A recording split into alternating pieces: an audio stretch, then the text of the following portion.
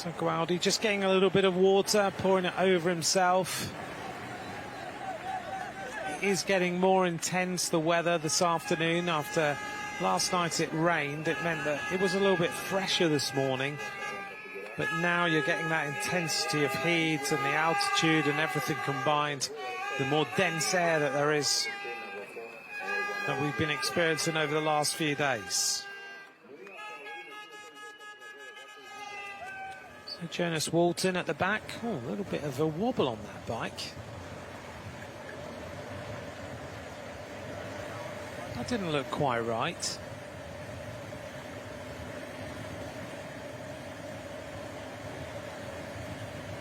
Why, but his bike was kind of moving around underneath him there.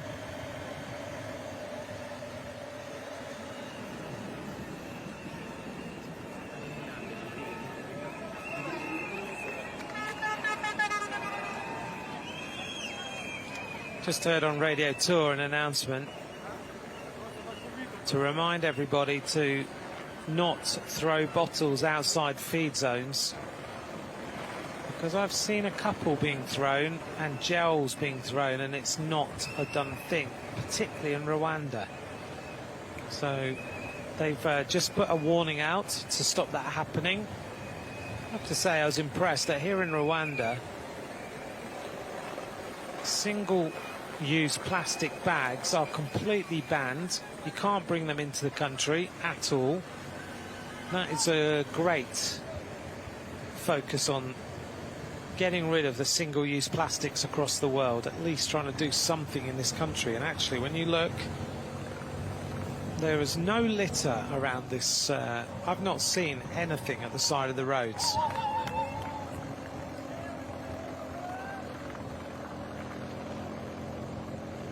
And so many other countries in the world, you have to, you just look and you can see plastic bags and everything. You don't see them here, and it's not that this area has been tidied up.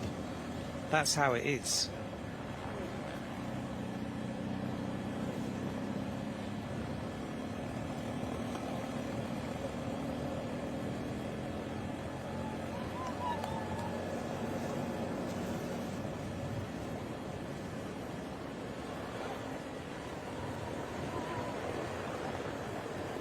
Almost at the bottom of Kigali Gulf again. Less than we're just about 2 kilometres there till we reach there again.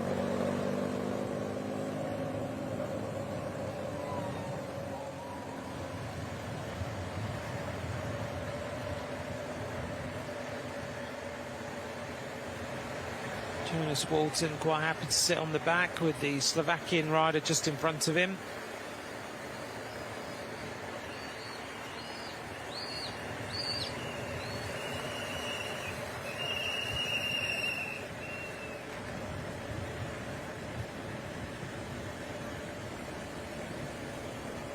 Let's see what sort of damage Kigali Gulf does this time.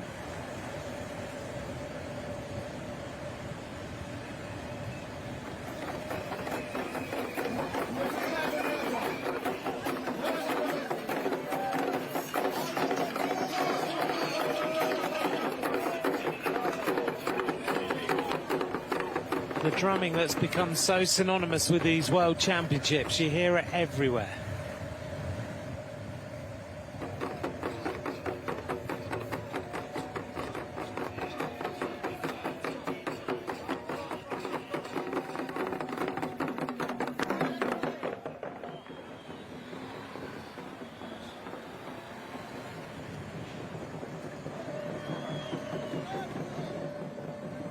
Belgium carry on with their pacemaking.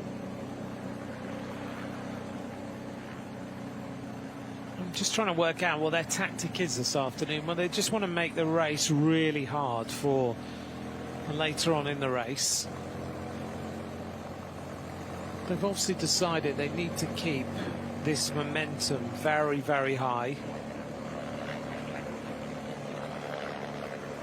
They've got Jana Widar, who rides for the Lotto team.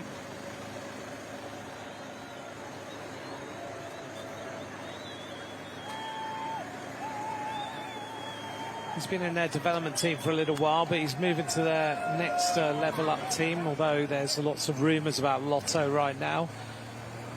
But he won the Giro Next Generation in 2024. He's an incredibly talented bike rider. He also won Valle d'Aosta 2 years running.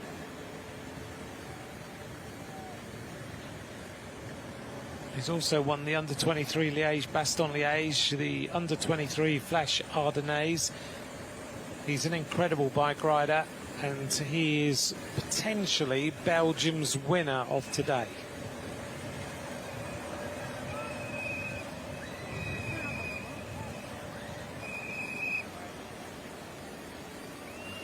Jasper Schoofs is in there as well, though, and he is a member of the Soudal Quickstep development team. So Jasper Schoofs could be another rider. He's finished 9th in Valle d'Aosta. He's won a number of bike races. He just finished 4th in Chrono Challenge Lendelede. He rode well in the Tour de l'Avenir, a top 25 place there. He was top 10 in Valle d'Aosta, and he finished all of the other big races of the season. So Jasper Schoofs is another possibility for today.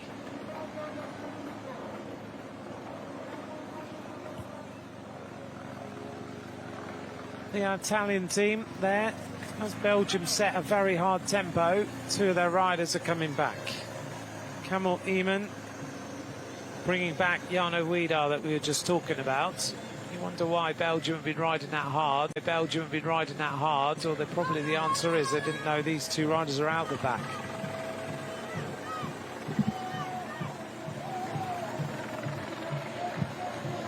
Jarno Wiedar looks around, little nods, wearing number 16, there he is, very, very comfortable. Doesn't seem to be having any issues today with the way he's riding.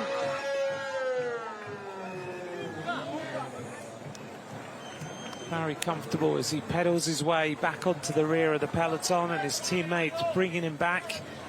So Kamil Eamon is going to bring him right to the front of the race. Without the race radios, though, the 3 Belgian riders on the front have no idea that the pace they're setting is going to make life a little difficult for Jarno Wiedar this afternoon.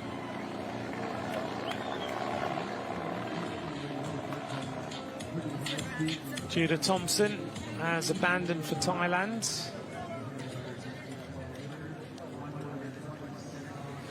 He's got an appropriate number for abandoning. Number 59, Li Yu of China.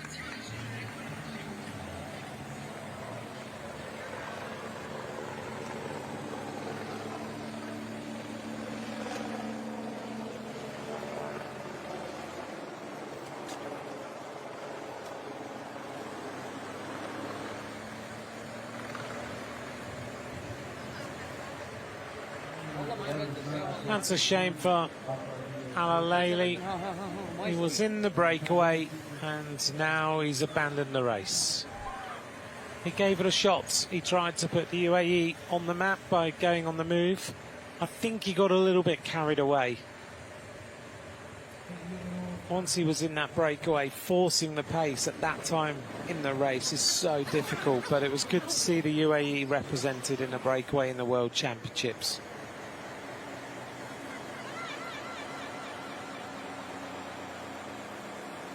Through the feed zone, riders trying to get as much water on board as they possibly can. Got to be a mix of water and electrolytes for today's race, so that those electrolytes help with the absorption of the water, not just pure water all the time. But the riders also will be taking some carbs in their bottles, trying to supplement the gels they've got. But in this sort of heat, it's very, very fine line between being a little bit sick after taking so much water, gels and everything else on board, and being absolutely fine. This is Louis Leydart, number 4, coming back into the race.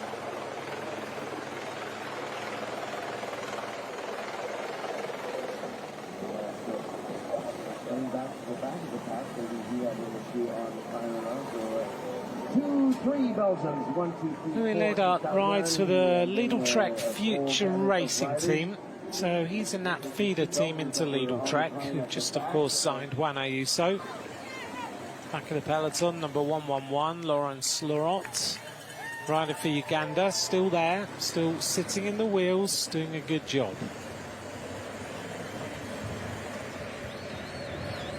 Louis Leydart, though, 20 years of age from Germany, riding for that Lidl Trek Future Racing squads.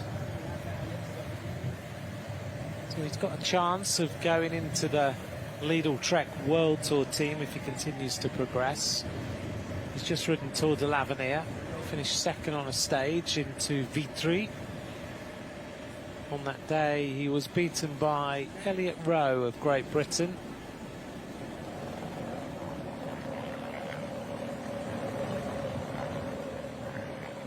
Still the peloton led by Belgium this afternoon. If you'd like to get in touch, at Ant McCrossan at UCI_cycling is where you can get us during these World Championships.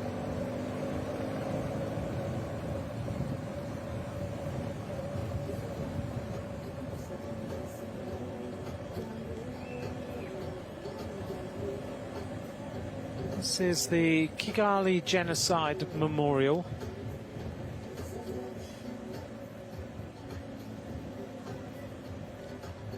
A very important memorial in this region that we've seen on a number of different occasions, but each time we see it, it doesn't diminish the need to talk about it and see it.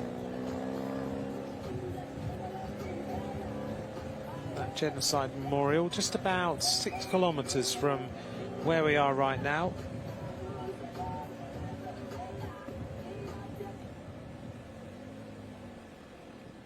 It's a real testament to the courage and unity of the Rwandan people in that unimaginable horror in 1994.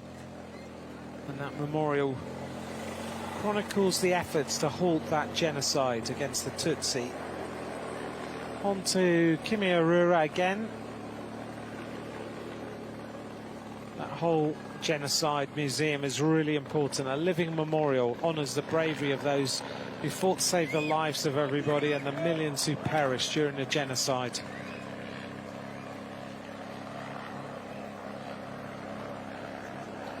A problem at the back for the Algerian rider, Oussama Mamouni.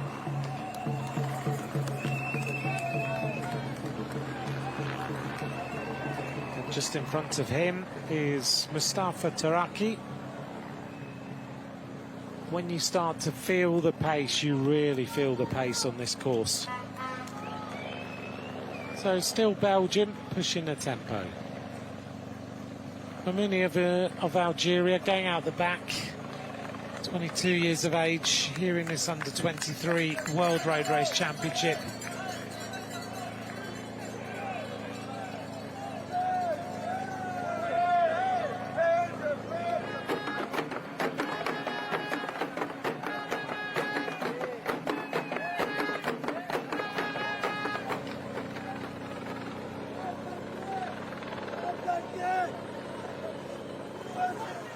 Oh, and the South African rider is starting to feel this as well.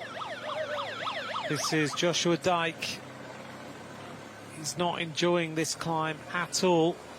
And his teammate is also starting to suffer on the left-hand side at the back as well. Warren Moolman is feeling the pace. And some of the fans enjoying the fact that if you cheer the riders on a bit, they go a little bit quicker and they get themselves back in the race.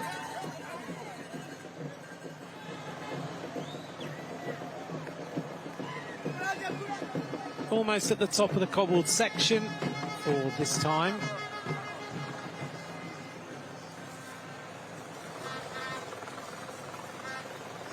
We reach the top at 121.9. Oh, big problem here. And Chain has got completely caught up. This is Kadbatar. And so much time, so many times this happens now, doesn't it? Where the chain comes off, drops in the middle, completely blocked, and there's nothing you can do except stop.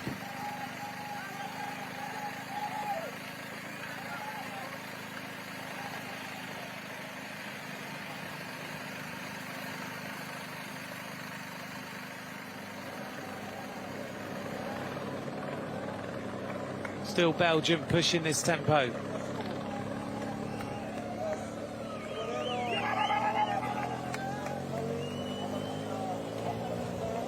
They've really taken this on. Is this the right tactic for the afternoon?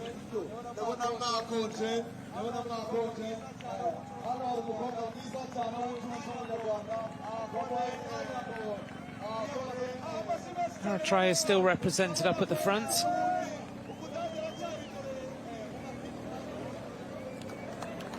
Riders now getting to the end of their training for the World Championship on Sunday for the men's road race.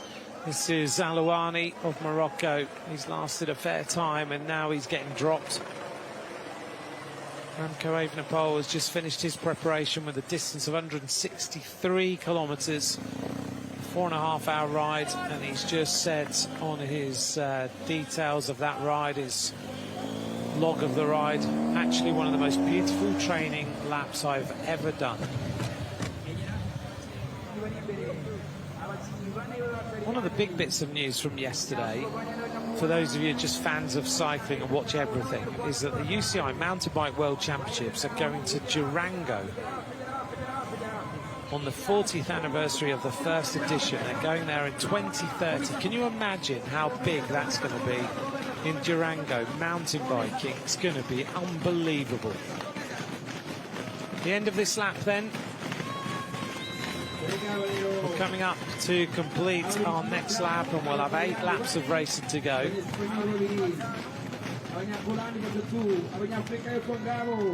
The average speed has been up at around 41.2.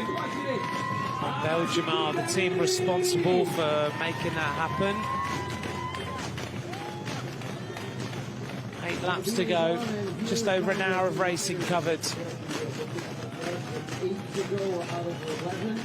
The average speed as we approach here, we'll take a look at what it's going to be. Belgium cross the line first at the front of this peloton of riders. 8 laps of racing to go. The average speed is 41.213 kilometres an hour. And in terms of the number of riders who are in the peloton, still at this point in the race, 79 riders remain.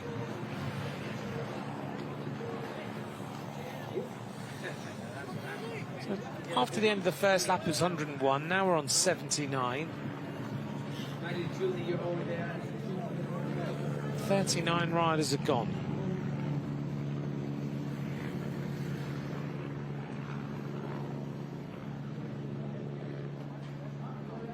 There's the stats for you on the right-hand side.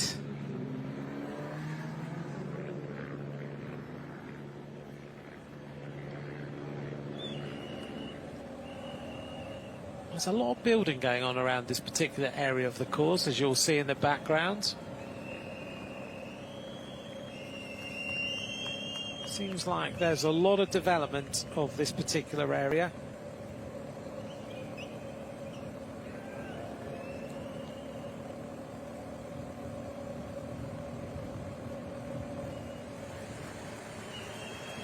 Here's a group of riders trying to make their way back into the race, having been distanced a little while ago. Includes Jonas Walton, the Canadian.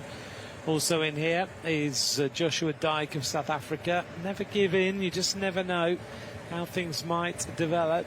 Tekle Alameo of Ethiopia on the back.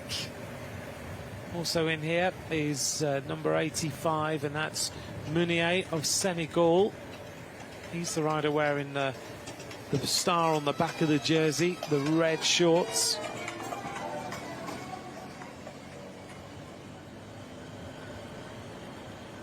Amahoro Stadium means peace in Rwanda, expanded now to 45,000 seats.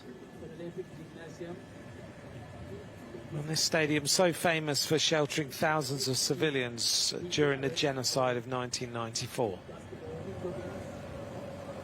It was used by the United Nations at that particular time. First hour racing, 42.3 kilometres an hour. It's a fast tempo in this men's under-23 road race. We're now at the distance of what we saw the juniors rides earlier on today.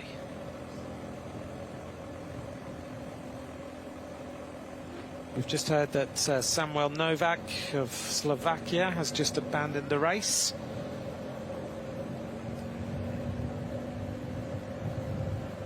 And a problem here for the German. And this is Mauro Brenner. It's amazing how many riders are dropping chains, isn't it? So Mauro Brenner taking an eternity to get this chain back on, and sometimes you just cannot see how it can go back on. Brenner gets back it underway. Rides for the team of Lotto Kernhaus. National under-23 German champion in 2025. Rode the Tour de l'Avenir recently, but didn't finish stage 5 into teen. Mauro Brenner getting going. His brother is Marco Brenner.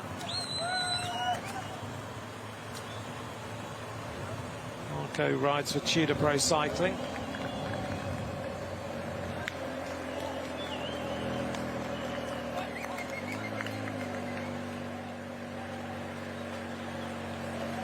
The Italian team riding cohesively in the peloton. There we are in the blue jerseys. The team of Spain also seem to be quite locked together. So are Colombia.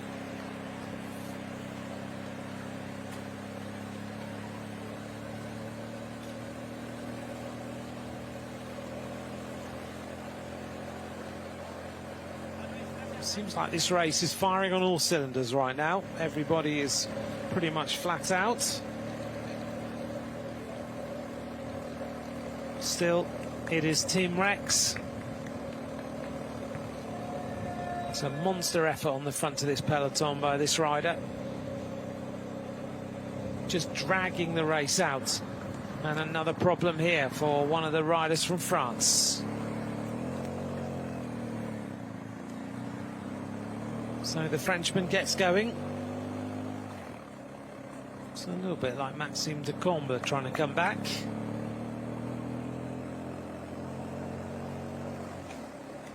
Just checks in his pocket. He's had a bike change.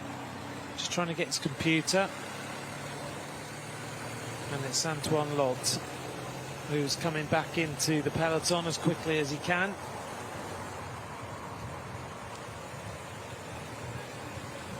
For Decathlon, their development team, but next year he'll ride for the newly named team of Decathlon, CMA CGM. That's going to be a mouthful during the Tour de France, isn't it? It's funny though, you don't see CMA CGM anywhere until they name a cycling team, and then you see them everywhere.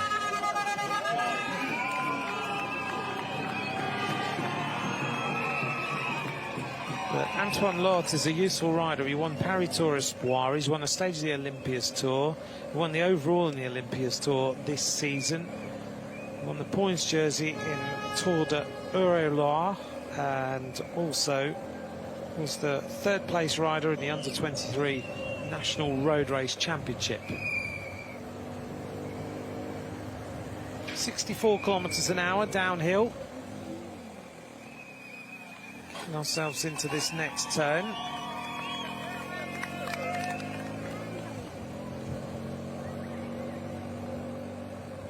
115.4 kilometers of race it remain. Heading towards Kigali Gulf. And then we'll make our way back to Kimihura again. Bottom of Kimihura this time is 108.1 kilometers of racing to go. So Antoine Lot nearly back. Good ride by him on that Van Riesel bike. He's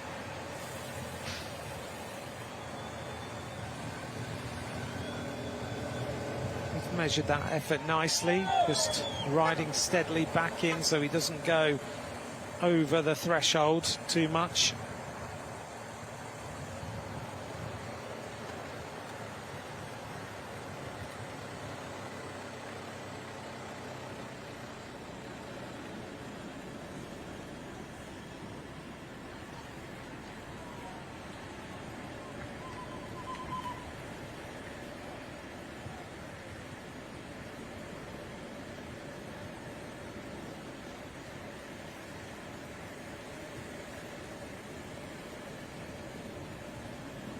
We'll look out over Kigali This area is amazing for mountain biking and road cycling.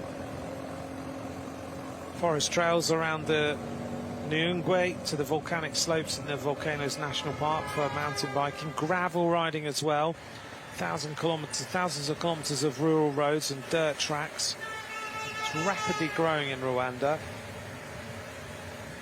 There's a race around Rwanda, self-supported ultra-endurance race, which is a gravel cycling event. And also, if you're out and about here, the Congo Nile Trail, a 227-kilometre trail along Lake Kivu with 6 distinct stages. Amazing scenery, you can ride around there.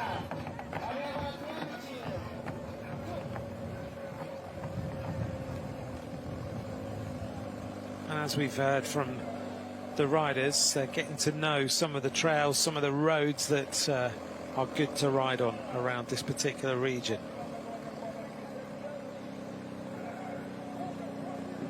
Earlier this year, of course, the UCI opened 2 World Cycling Centre satellites in Musanze and Bugesera.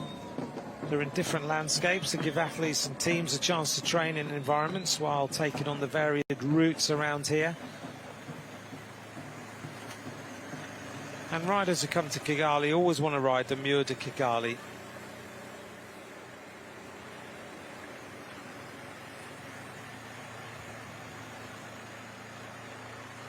And the rider from Macau is still there, and he looked like maybe half an hour ago he was about to be dropped, number 120, Kam Chin-pok.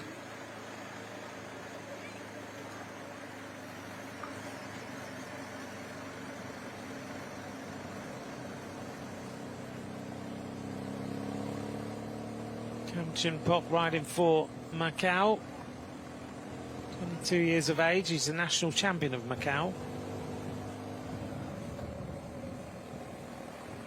He's ridden a lot of races, mainly in China during this season, and the Asian Continental Championships as well.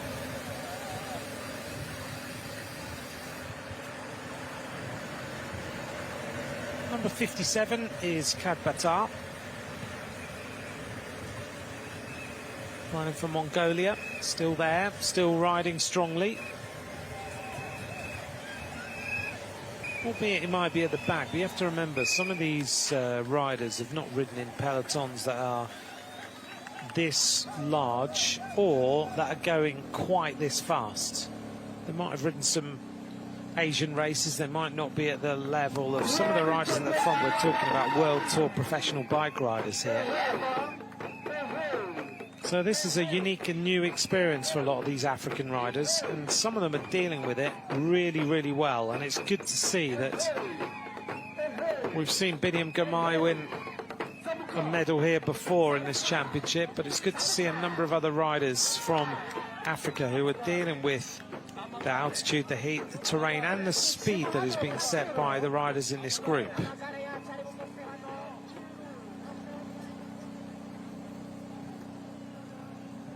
Belgium coming to the top of Côte Kigali. I've put a curse on him now, haven't I? Kadbatar is going out the back.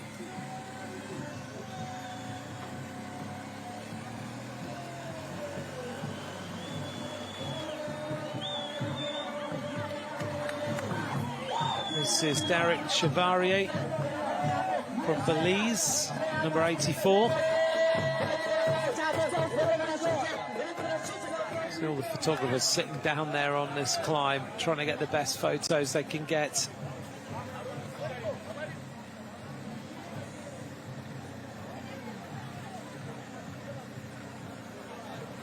I didn't know you could get a Haro road bike.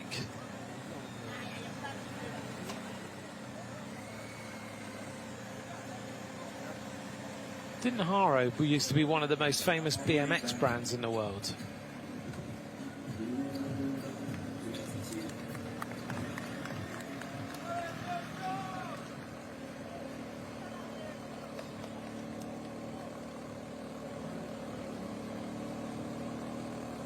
Still Belgium maintain this pace.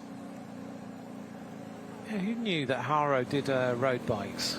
Now that I've seen them, they look nice, don't they?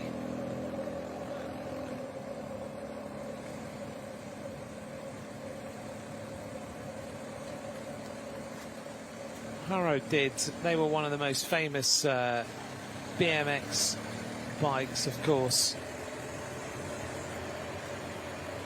Based in San Diego in California. And another South African rider at the back. This might be the same one. It is Warren Millman. He's finding just that tempo on that climb just a little bit too hot to deal with. Just got to keep hanging on and hoping.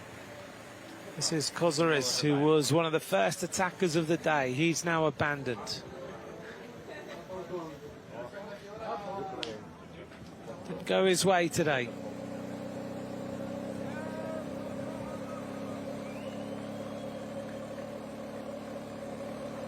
Can Belgium keep this going all day? It's still a few hours of racing to go. We think well over 2 hours, nearly 3 hours of racing left. And it's riders who are prepared to just sit in here. Hamish Mackenzie, for example, number 45 that you can see there, just towards the back. Mackenzie's having a really quiet time, just sitting, waiting.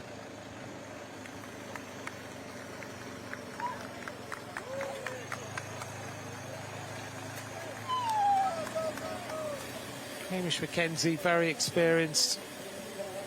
He will ride for Jaco Alula next season. Third in the Under-23 World Time Trial Championship in 2023.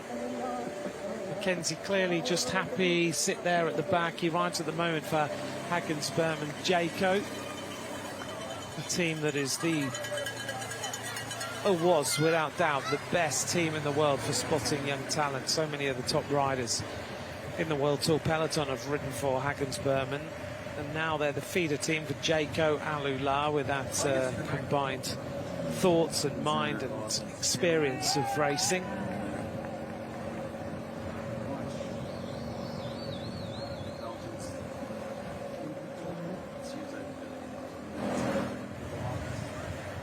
Mackenzie, 21 years of age, wears number 45, second in the Oceania Continental Championships in 2023.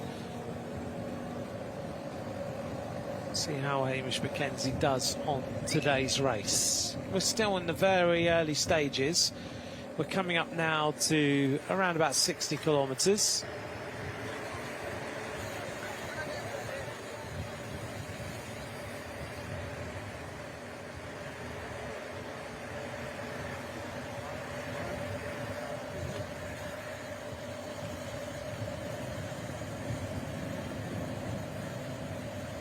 We saw early on Jorge Blas Diaz dropping the flag on the race start. He's the president of the Dominican Cycling Federation, and he was recognised yesterday for his role in the development of cycling at national and regional level in his particular area.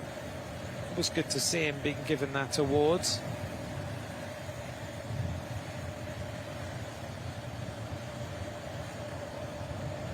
So the Macau rider on the back of the group.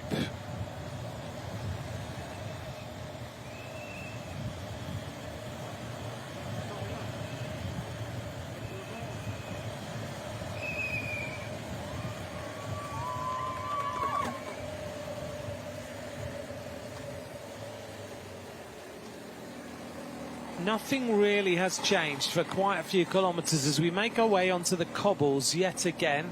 And it's still T-Rex, Tim Rex at the front, pushing on the tempo for the team of Belgium.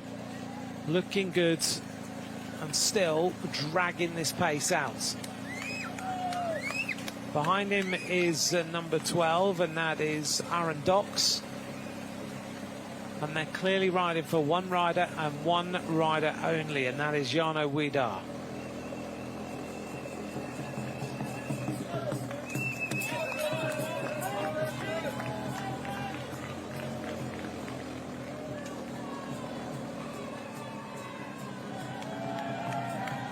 Going out the back now is Joshua Dyke of South Africa.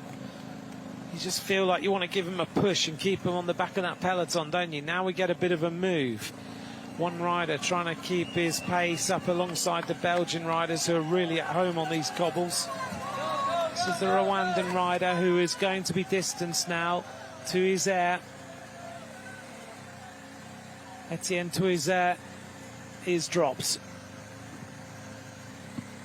Just can't stay with the peloton this afternoon now. And we're getting into that second phase of the race, where the riders have already covered that first section, and now they get inside that 100k to go shortly. They start to feel like the kilometres are ticking down well.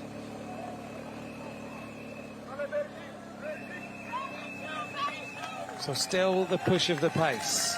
Dutch House is on the right-hand side of this climb. The Rwandan flags are flying as always. Belgium continue to keep the throttle on.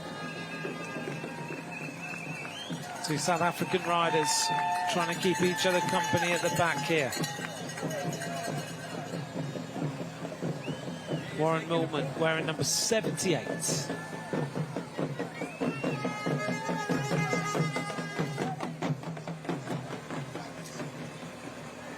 Give each other a tap, say, come on, let's keep in here now. Let's keep this going. That's what teammates are all about. Joshua Dyke maybe coming to his last moment in this peloton, because look at the way that Belgium are riding. This is proper full-on bike racing. The speed at which Tim Rex is riding these cobble climb this afternoon is very, very impressive.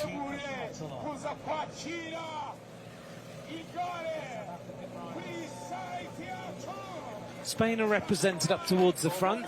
Slovenia there on the left in that green coloured kit.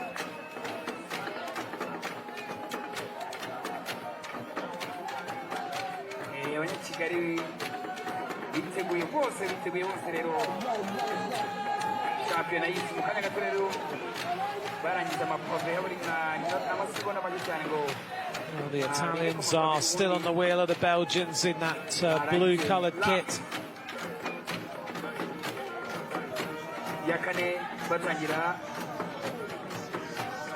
Ecuador represented up towards the front as well. Yes, here they are.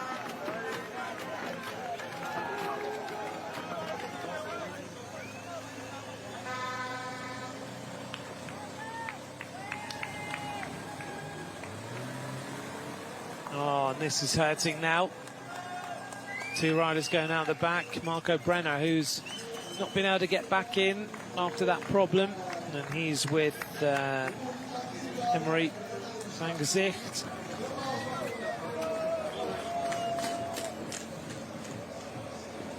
Brenner asking for the team car again. We come up to complete another lap.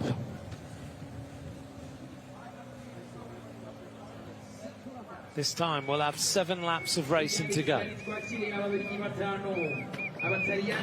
It's a steady burn, the Under-23 World Championship. The universal language of I'm about to get out the saddle, the flick of both elbows. Gives the rider behind the idea your bike might come back a little bit at you. So you just give it a little bit of a gap.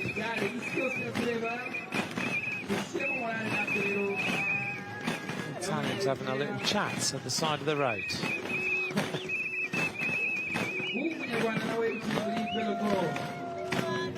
Big move by the Eritrean, moving up on the right hand side, just trying to keep himself in contention. So let's take a look at the average speed again this time, see how things have developed.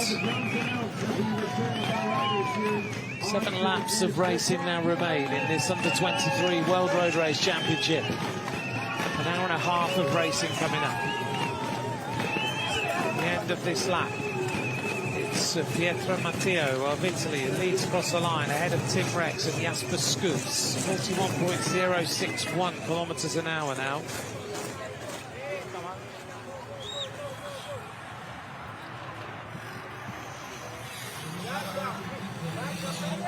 And just to give you an idea, numbers of riders in the peloton, we've now got 75 riders there. We lost another 4.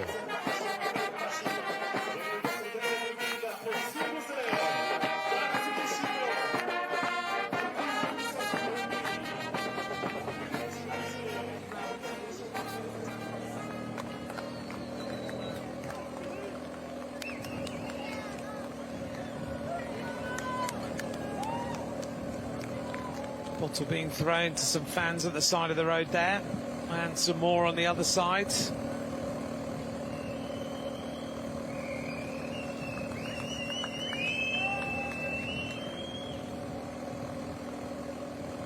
Bottles bouncing around as well though, and that's a little dangerous. You don't want to hit any bottles that could bring you down immediately, especially if they're full of water. Here's the replay of the riders completing that lap with 7 laps to go.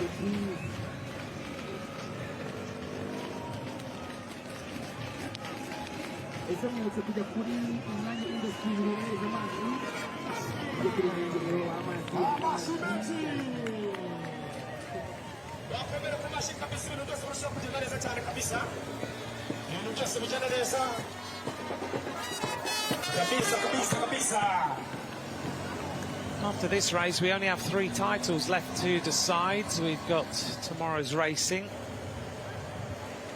We'll be starting again early tomorrow with various bits of action. The men's elite races on Sunday starts at 9:45 in the morning local time.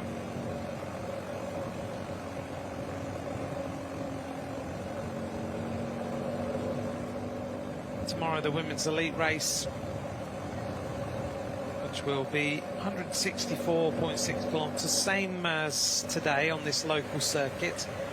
The women's junior race will be first thing in the morning at 8:20 in the morning, 74 kilometres, 5 times around this circuit.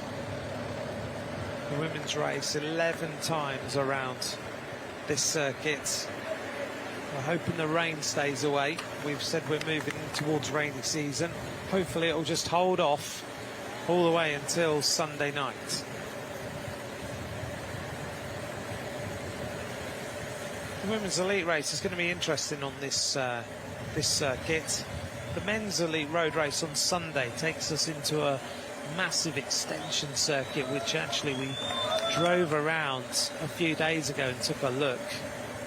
That's going to be some circuit that the rider's going to go on, because I don't remember much in the way of flat roads on that circuit, and it takes them out on this big loop, and it takes them over the Mur de Kigali, which is a famous climb, as we see the Campaign Against Genocide Museum we talked about a little while ago with this incredible sculpture. But we go over the Mur de Kigali, which is an incredible climb. We go over Mont Kigali as well, takes us up to 1,771 metres above sea level. So the riders in that men's elite race are going to come around that big circuit. They do 9 laps of the local circuit, then they go back out on a big extension circuit, then they do 6 laps of the local circuit.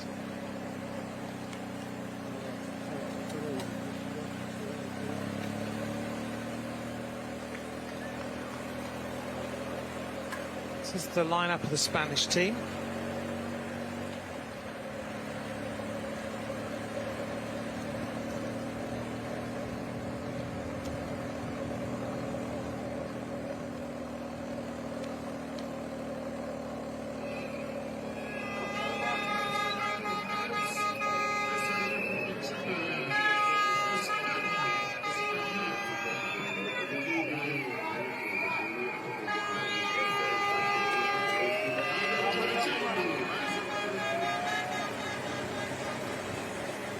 Two Canadian riders at the back now of this string of riders. Suddenly you can go from feeling great to not feeling so good.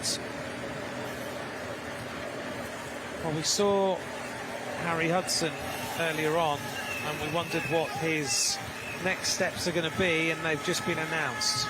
Lidl Trek have announced that he is going to be riding for Lidl Trek Future Racing. So that dream of becoming a bike rider and having a career as a bike rider, because that's, in his words, what I love doing, riding a bike. As we see a puncture here. Puncture for Moreira of Portugal. And there's nothing he can do, he can't really ride on it. It's so gone down so quickly. So Harry Hudson has signed for Lidl Trek Future Racing, the feeder team of Lidl Trek. They've got their hands on him straight away. Puncture for this rider. It's been a long wheel change, this one. I do wonder if these teams are listening to Radio Tour, because I heard that call ages ago.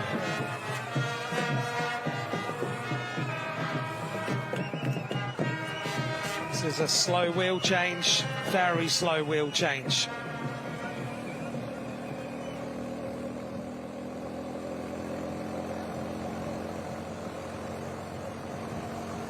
A similar situation that has lasted now for nearly 70 kilometres, maintained by the Belgian squads.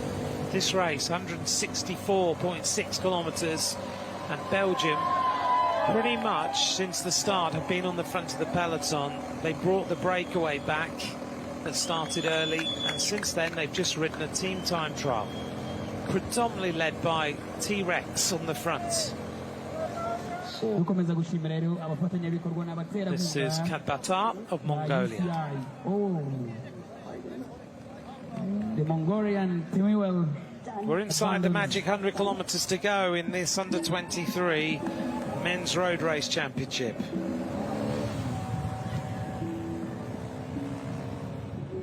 Nawe baragushimira rero cyane ko bitenyemuzi yose ya Fergusi Rwanda.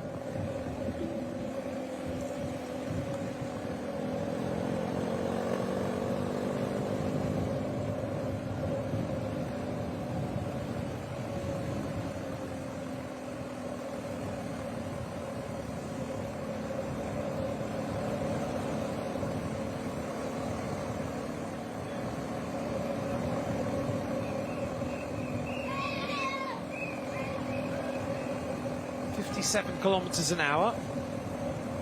We've got 7 laps of racing to go. We're heading towards Kigali Gulf for the next time. We're going to get there in 1.6 kilometres, go up Kigali Gulf and head towards Kimihurura for the completion of the next lap.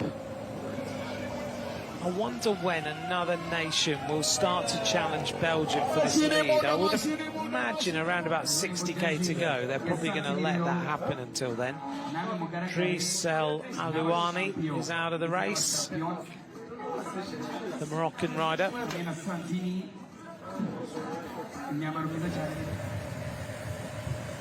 He was the sole representative of Morocco. He's now gone.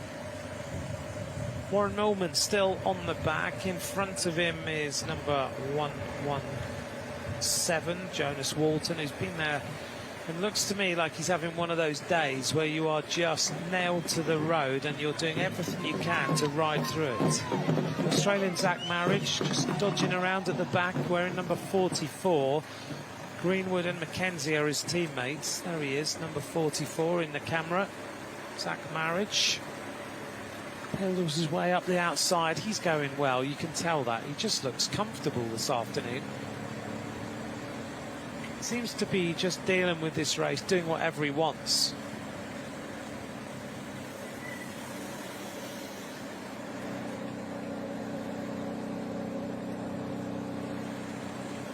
Zach Marriage has had a stagiaire role in a team.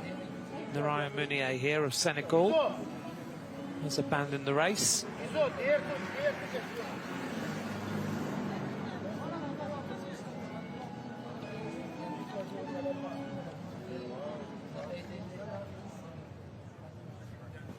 An abandon here as well of Martin Barter.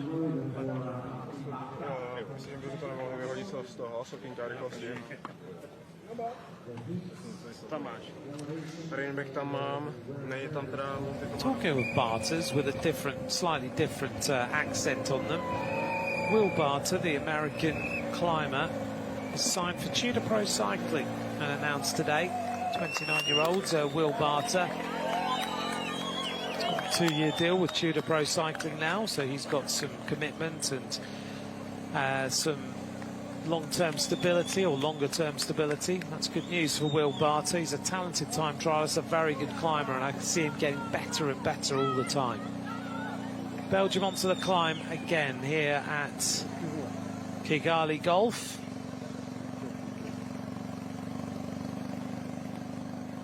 They must feel good. It must be a nice sight for Jana Wiedaar to be looking at his entire team on the front, looking after him.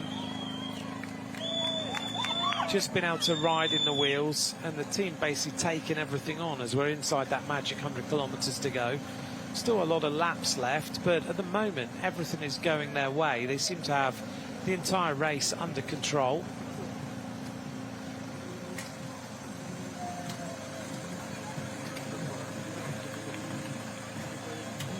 South African team tagged to the back of this race. Number 77 on the left-hand side is Blaine Kiek. He won the Grand Prix de Tourteron in France, also finished second in Prix de Frière. There's been a lot of races in France this season, 43 racing days. Guys at the front is just stupendous. Just look at how everyone here Will is Piat suffering. is out, and also out now is Samuel Couture of Canada. He's out of the race as well. Early in this race, the Italians are enjoying the ride. They're sitting back and they've been looking at each other. See the detail in that skin suit while we take a look at him there.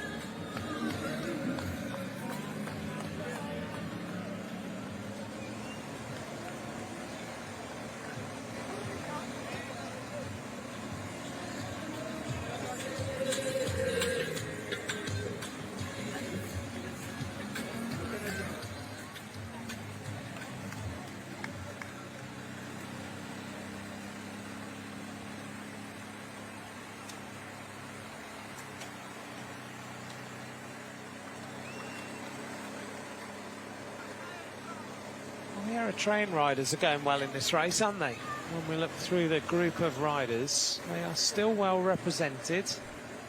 And I'm just taking a quick look.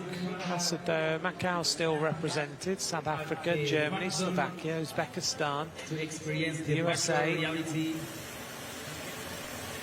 Uruguay still got riders in the front group. South Africa, Andorra as well. Eritrea. Eritrea, to me, they've got 1, 2, 3 or 4 riders still in here, Eritrea. There we are. We take a look at them now, wearing number 92. This is one of the riders from Eritrea, Michele. So things are going all right for them this afternoon. Milkias Michele and the rest of the Eritrean squad. I saw Daniel Tekelemenot a couple of days ago. He's here, obviously just being with the Eritrean team.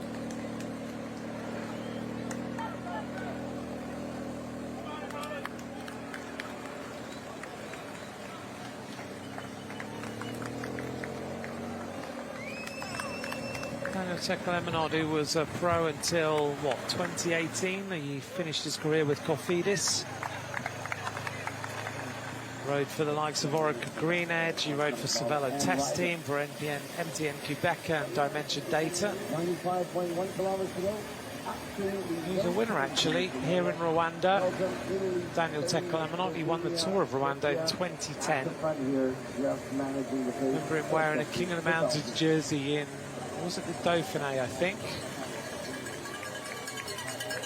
As Dias Rizbey of Kazakhstan is now out of the race as well. Suddenly we're getting more and more riders coming into the pits.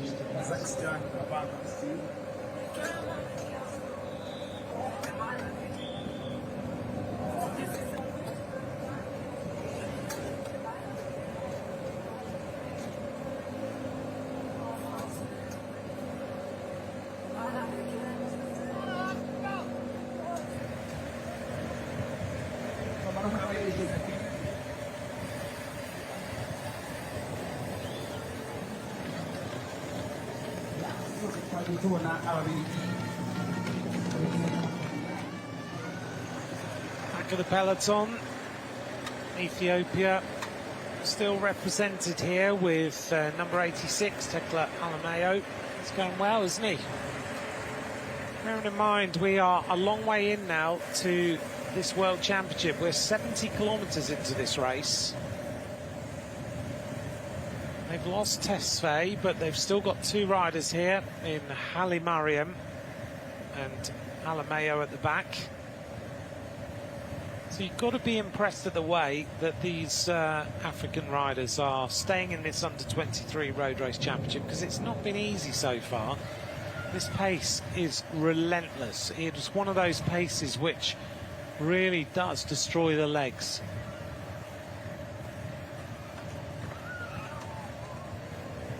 Last time we went through the end of the lap with nearly 60 kilometres completed, 58.9. And it was Belgium and Italy and Eritrea all at the front of the race. Still no major attacks since we saw the first attacks of the day. Those contained a number of different riders trying to make their move and trying to get involved in the action. We saw Pomorski of Poland, Alaleli of UAE, Yilmaz went on the attack, the Ukrainian rider Kozares went on the attack as well. As we reach Côte de Kimihurura for the next time, and still on the front. What a job this guy is doing. How is he riding like this for the entire time?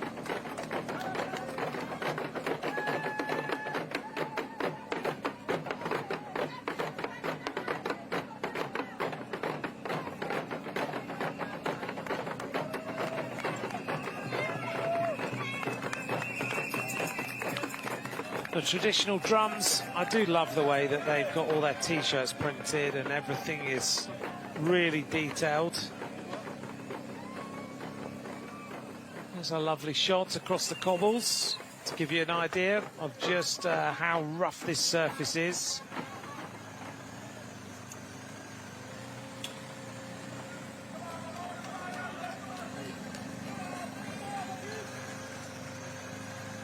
And a moment where the legs start to falter from Svetkov of Uzbekistan, number 83, and also number 53, Zalka of the Czech Republic.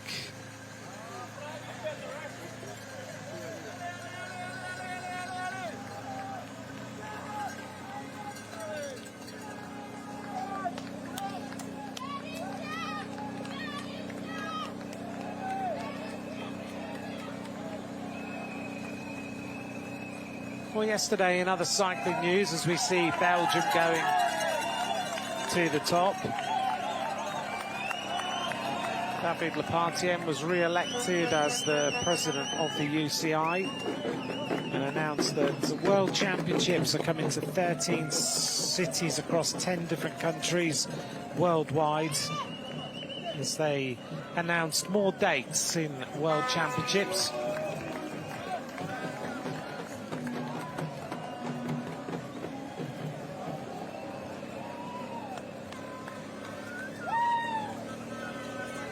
We saw Federica Venturelli riding well the last few days.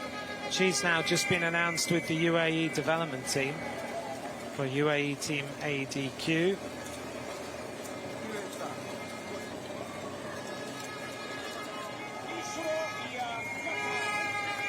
Almost at the top of the cobbles this time. The riders, when they get to the line, will have 6 laps of racing to go.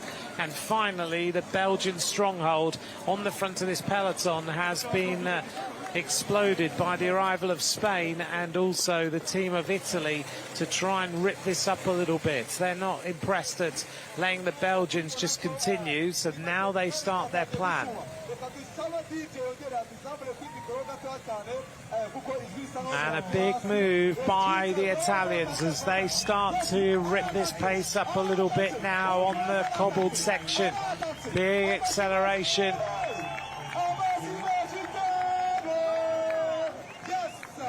That was a very, very big move. Suddenly, we get a long, long stretch of this pace.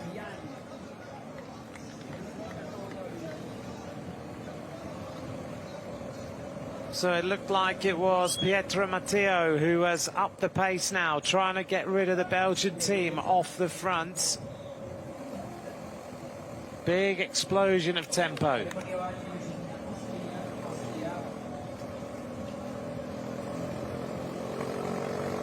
It looked to me like Hector Alvarez of the team of Lidl Trek on the front. Now a little bit of a move by the Slovakian rider, not prepared now.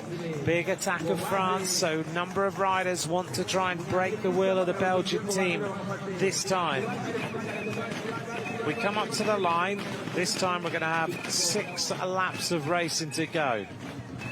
Austria now started some accelerations too, so suddenly this little move means that everybody is suddenly sparked into life, and the peloton breaking into 2 parts. Well over 70 kilometres of racing covered now, nearly 74. We're coming up to almost 2 hours of racing. And now Belgium take control. The end of this lap. 6 laps of racing now remain. Across the line is Jarno Wiedar, who was the Belgian rider at the front. Average speed 41.079, so they've speeded up a little bit on that lap. And everybody taking a big deep breath. The peloton looks like it's coming back together, which would mean we have ended up with 63 riders left, 64 riders left. In fact, one more rider will probably come across. 65 riders. We've lost 10 that time in the main bulk of the peloton.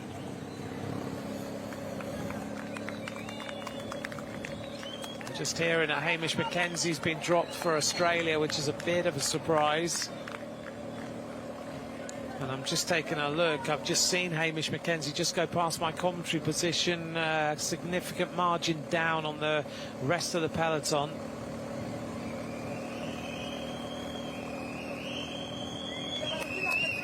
So it looks like Mackenzie is going to be out of the race.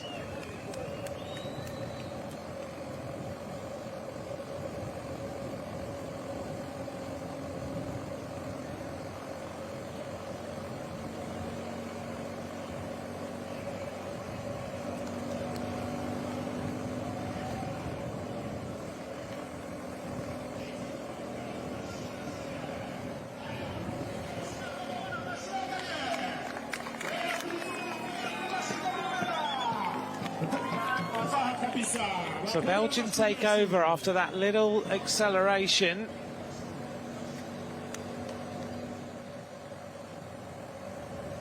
Italy wanted to test things out a little bit by the looks of it. Hector Alvarez, the Spanish rider, the 18-year-old, just trying to inject a little bit more life into the rest of the peloton.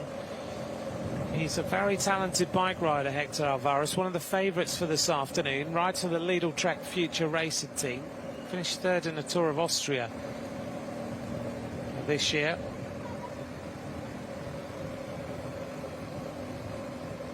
Alvarez has done a lot of racing this season, 40 race days, which for a young rider is a lot. He comes from Benidorm.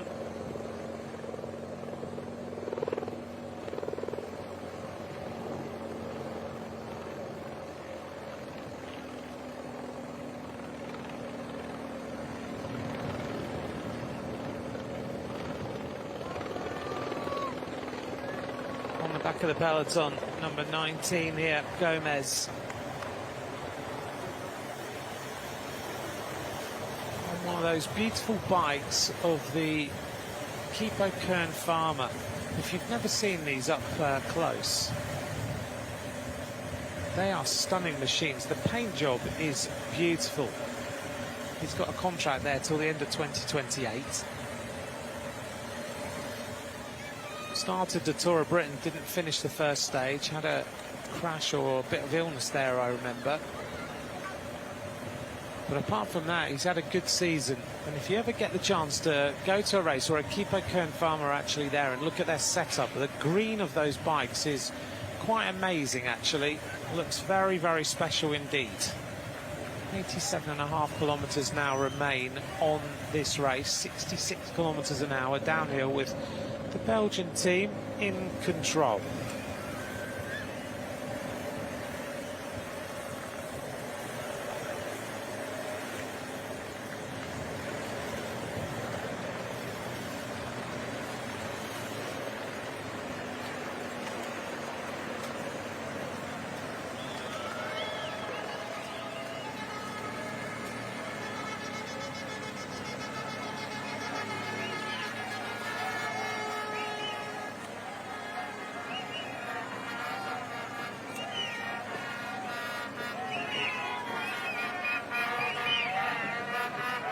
So the bands continue to play as the riders make their way towards Côte de Kigali Golf for another lap of racing.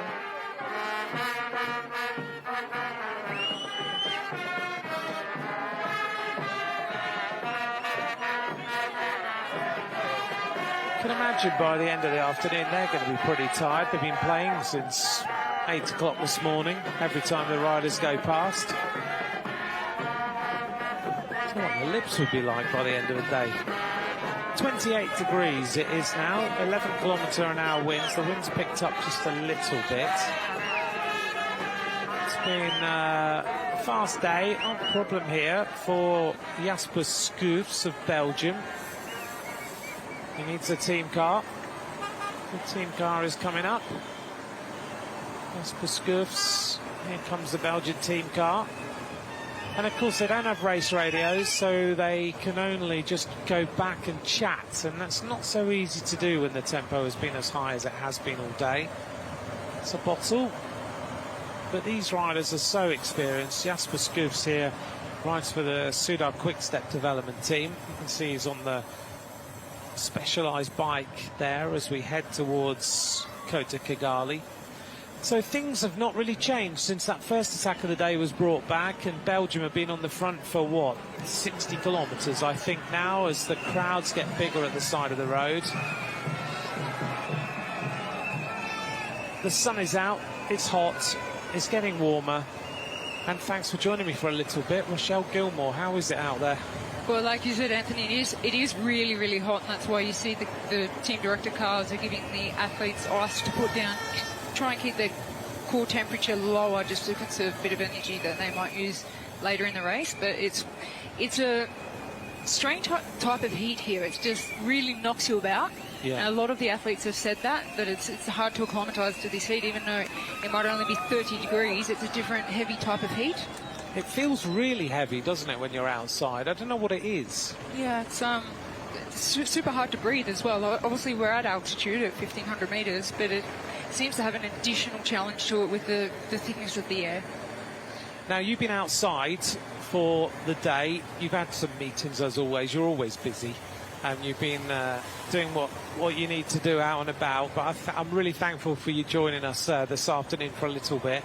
How is the atmosphere out there? Because it does look like all the fans are out again. The atmosphere is growing, and it's another great championship day. Well, in the vicinity of the start-finish, the finish line where we are here, it's nearly impossible to have a conversation with somebody because the drums are going, the atmosphere, it's loud, and it's impossible to have a conversation, or you have to use your voice. Normally I lose my voice when I'm commentating hours and hours, but when you're out and about here in Rwanda around the finish line, if you're trying to talk to somebody, you actually have to yell at them because everybody's so excited, everybody's smiling, happy, dancing. So the atmosphere is absolutely unbelievable out there. I'm really happy to be tuning into this men's under-23 road race for a little bit. And they'll be racing 11 laps of this circuit, the same as the elite women will race tomorrow. me, myself, well, I've been out there on a bike, and it is a tougher course than it looks on TV or on a profile or piece of paper. It's got beautifully smooth roads, been resurfaced especially for this championship, and then it's got that very, very, very hard cobbled climb coming into the finish. So it's technically a difficult course for these riders, especially over the, the distance might be a little bit shorter than they do in other races, but here at the World Championships in Rwanda, this will certainly be a super taxing race, which begs the question of Belgium. They have got the clear favourite in the race, and they have dominated the front of the race from the start. Big question is, at this point of the race, with 83 kilometres to go, have they burnt matches too early? That's the only question. But they have, they look pretty relaxed, sitting in a line, and, they've had one teammate just do a huge, huge job. So it looks like everything's going to plan, and they look confident coming in as race leaders and taking control of the race. Let's hope all of their riders manage with the climate here and the distance of the race. So on this part of the circuit, the other day I had to stop and have a breather myself. I sat down and I had a couple of the organising committee come and ask me, would you like us to get a doctor for you? And I said, no, I'm all right. I'm just having a little rest, and I'm waiting for the Australian team to come by, and I'm going to say hello to a few friends. And we got chatting, and the locals here are just so enthusiastic about cycling. It's incredible. Everyone you speak to, they're so happy to have the World Championships here, and they want to be helpful. They're actually wearing T-shirts that say, please ask me, and it's written right across their back. So it's just to give you a little bit of perspective, if you haven't been able to make it to this year's World Championships, it's probably something we've never experienced before in terms of the organisation. So the UCI here at the World Championships have been very, very particular about riders using these cars as a way back to the peloton, particularly more than in other races. So riders have to be very, very careful if they go back to the team car not to use any slipstream assistance from the follow vehicles.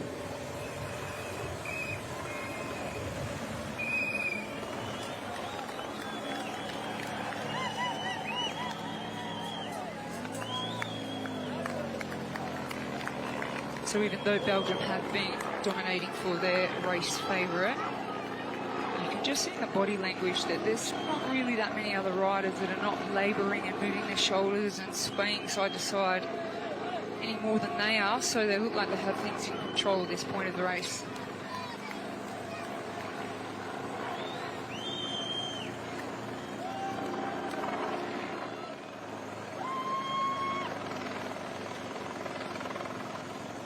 Oh, an attack coming now from the Italian.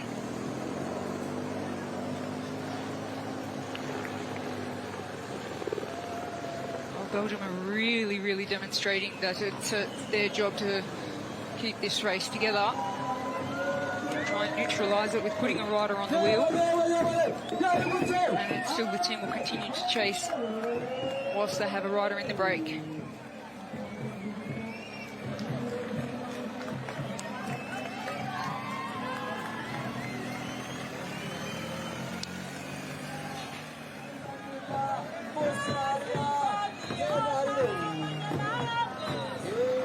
So Rochelle, two riders making their move now.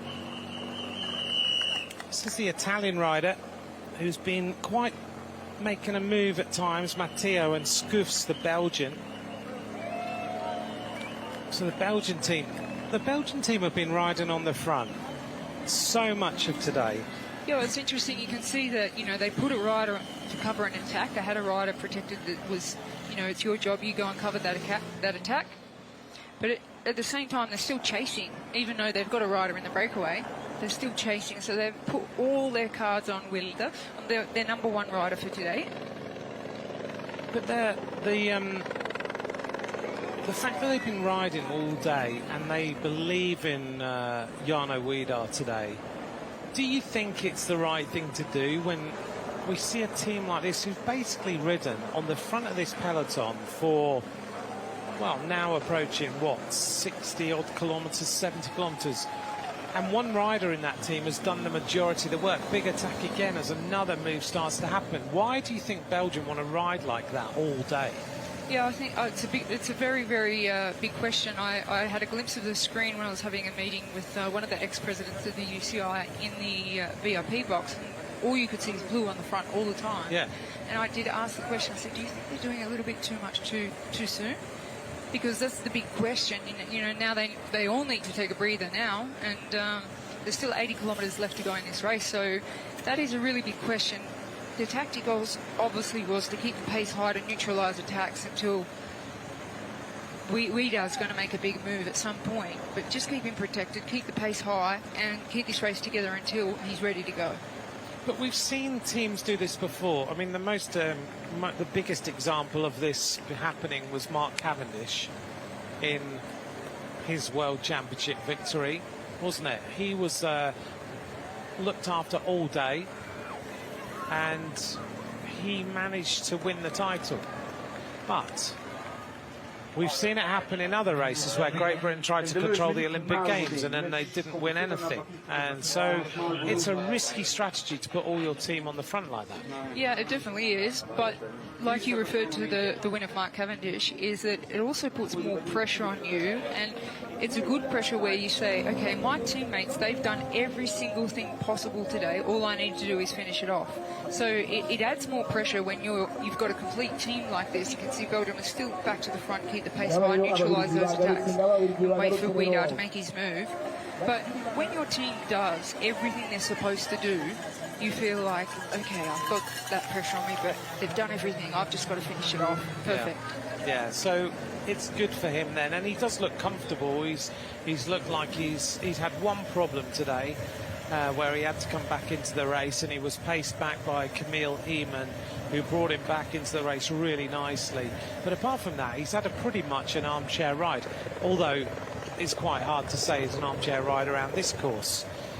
Whilst you've been out and about, what are people saying about the course itself? Are you getting any sense of how hard it really is out there?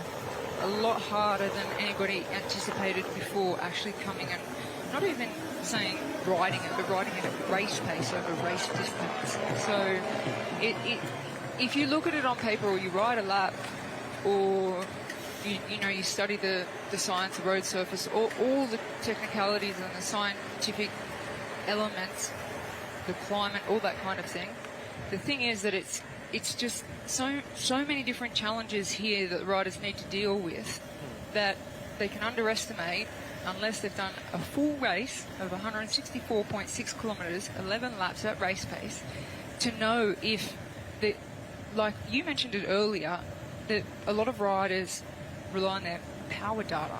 Yes. But they can't hit those data here because they're at altitude and they've got really thick air to breathe in. And the cobbles are obviously taking a lot out of the riders as well. That's the toughest part of the course. So, yeah, I think the course has not been underestimated. And now that we've seen the pattern of this racing going on, and tomorrow we'll be together for the women's race, how do you think it's going to impact on the elite races? Because they'll be watching this, won't they? There's a lot of elite riders watching this racing right now as we see an attack from Poland. How will it impact that women's race tomorrow, potentially, as Pomorski goes off the front? He's been on the attack already today, right at the beginning of the race. Can you see that we'll see just a peloton like this? Can you see attacks happening? How do you see that women's race will be impacted by the course, the terrain, and what we're going to see? Well, it's interesting because I think now that they've seen it, and I've seen out on the course myself, riders like Anna van der Breggen doing laps at full race pace behind a motorbike, that there might be a chance that it's a non-eventful race because they're worried about the attrition, and it only takes a split moment to be dropped and the race is over here. It's not easy to get back because even the flat sections, they're not flat. It's a very up and down technical corners and obviously the two climbs. So it's possible that after what they're watching, that we might just see an attritional race until the last couple of laps. It looks like that's what's happening in this race as well, where we saw an initial attack, then riders literally came from the front group and got dropped immediately as more riders drop out of the race at this point. And they've done, what, 90 kilometres nearly of this World Championship. This is Lee Yu. We saw him hanging at the back for a long, long time today. And again, the Belgian team take control and make sure that the tempo is how Jarno Wiedar wants it. Luc Valenti of Canada was just being distanced. Rochelle, we always say about World Championships, if we haven't talked about you and we haven't seen you, then it's